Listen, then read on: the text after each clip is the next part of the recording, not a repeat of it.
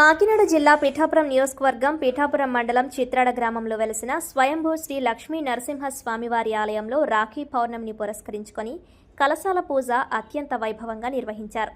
ఈ సందర్భంగా చిత్రాడ గ్రామానికి చెందిన నారాయణ దత్తస్వామి ఆలయ విశిష్టతను, ఆధ్యాత్మిక కార్యక్రమాలను మీడియాకు వివరించారు.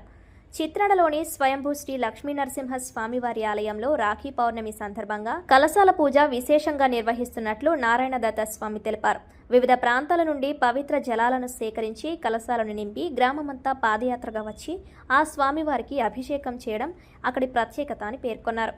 భక్తులు 9 శుక్రవారాలు స్వామివారిని దర్శించుకుంటే కోరిన కోరికలు నెరవేరతాయని ప్రగాఢ నమ్మకమని తెలిపారు. ఆ గ్రామానికి ఎంతో విశిష్ట చరిత్ర ఉందని, శ్రీపాదుల వారు అక్కడికి విచ్చేసిన సమయంలో విచిత్రాలు జరుగుతాయని చెప్పినట్లు, అందుకే ఆ ప్రాంతానికి చిత్రాలవాడ అని పేరు వచ్చిందని తెలిపారు. ప్రతి సంవత్సరం మాఘ శుద్ధ దశమి రోజున శ్రీ లక్ష్మీ నరసింహ స్వామివారి కళ్యాణ మహోత్సవం అంగరంగ వైభవంగా జరుగుతుందని, అనంతరం భక్తులందరికీ ఉచితంగా అన్న సంతర్పణ కార్యక్రమం నిర్వహిస్తున్నట్లు తెలిపారు.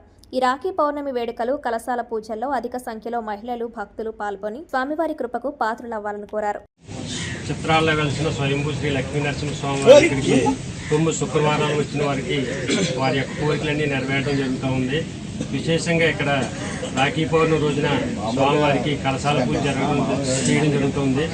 చాలా గ్రామాల నుండి భక్తులందరూ వచ్చి కలశాలతో నీటిని తెచ్చి స్వామివారికి అభిషేకించి అనంతరం స్వామివారితో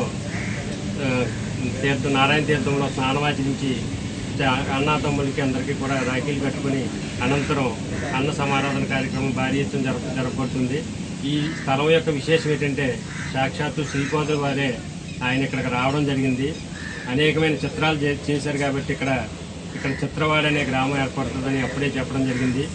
అనంతరం స్వామివారికి శ్రీ లక్ష్మీ నరసింహ స్వామివారు స్వామివారిలో అయిపోవడం జరిగింది.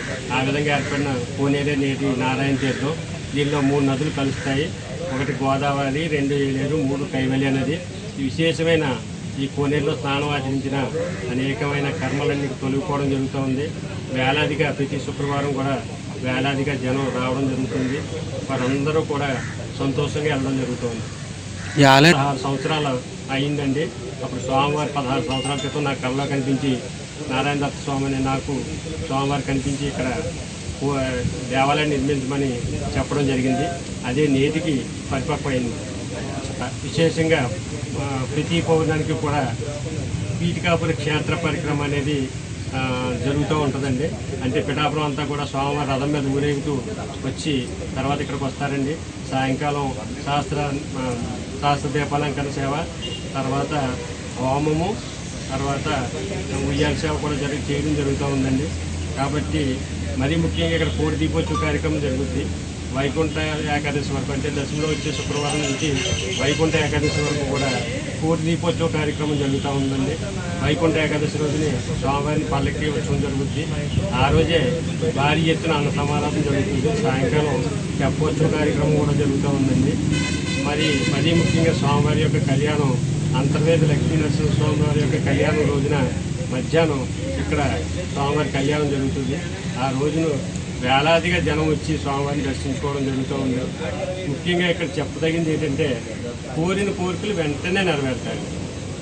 9 శుక్రవారాలు 9 ప్రదక్షిణలతో వేలాదిగా వచ్చి జనం తన కోరికలన్నీ నెరవేర్చుకుంటూ వెళ్తున్నారు.